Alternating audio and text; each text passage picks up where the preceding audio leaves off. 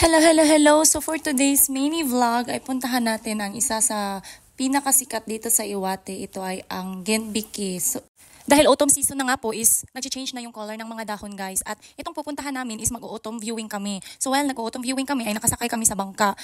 So bago tayo sumakay sa bangka ay ayan, pipila muna tayo. Sobrang taas ng pila.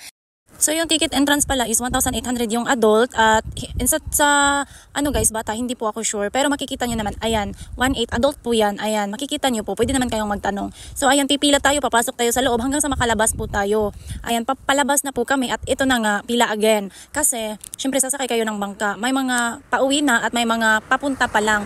So from the boat guys from the starting point is like 30 minutes at mahigit papunta sa pinakadulo guys. I mean kung mahilig kayo sa mahilig kang mag-autumn viewing, talagang mas exciting tong nakasakay kayo ng bangka. Meron namang klase-klase guys, pero first time pa namin kasi to kaya talagang trinay namin tong magawa. Kaso lang nung time na to is hindi pa yun yung peak ng autumn. Bale, napaaga lang siguro kami or medyo ano lang talaga, mainit lang tagang panahon kaya late yung mga leaves na change ng color. So ayan, marami talaga silang ano guys, customer like ang iba Taiwan pa talaga from Taiwan. Sobrang malalaki yung bus at ikaw yung mahilig ng mga rocks, ayan makikita mo sobrang laki ng rocks. So hindi pa po nag-change yung color ng leaves, hindi pa po peak ng time na yan. Pero okay lang naman, na-enjoy rin naman kami.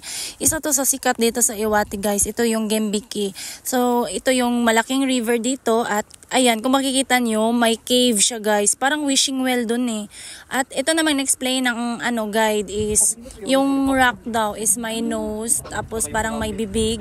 Pero alam nyo na, weak kami dyan kaya hindi namin masyadong nakikita. Pero sobrang malalaki talaga yung rocks. Kung ikaw yung mahilig sa rocks, syempre ma-appreciate mo siya. At sobrang ganda talaga guys. Kung mahilig ka sa scenery lang, okay lang talaga. Malapit na po pala tayo dun sa dulo. Doon mag-stop po yung bangka, tapos bababa kayo, tapos mag-walking na lang kayo papunta dun sa pinaka-main, sa pinaka-tumoy, last ng guys, rock. Doon kasi sobrang laki ng rock doon. Iwa-walking mo yun, like mga 10 minutes ata siya. Then babalikan mo mga 20 minutes. Hihintayin ka naman ng bangka, hindi ka po iiwan. Ayan, papunta na po kami at ayan, makikita natin kung ano ba yung pinupuntahan nila.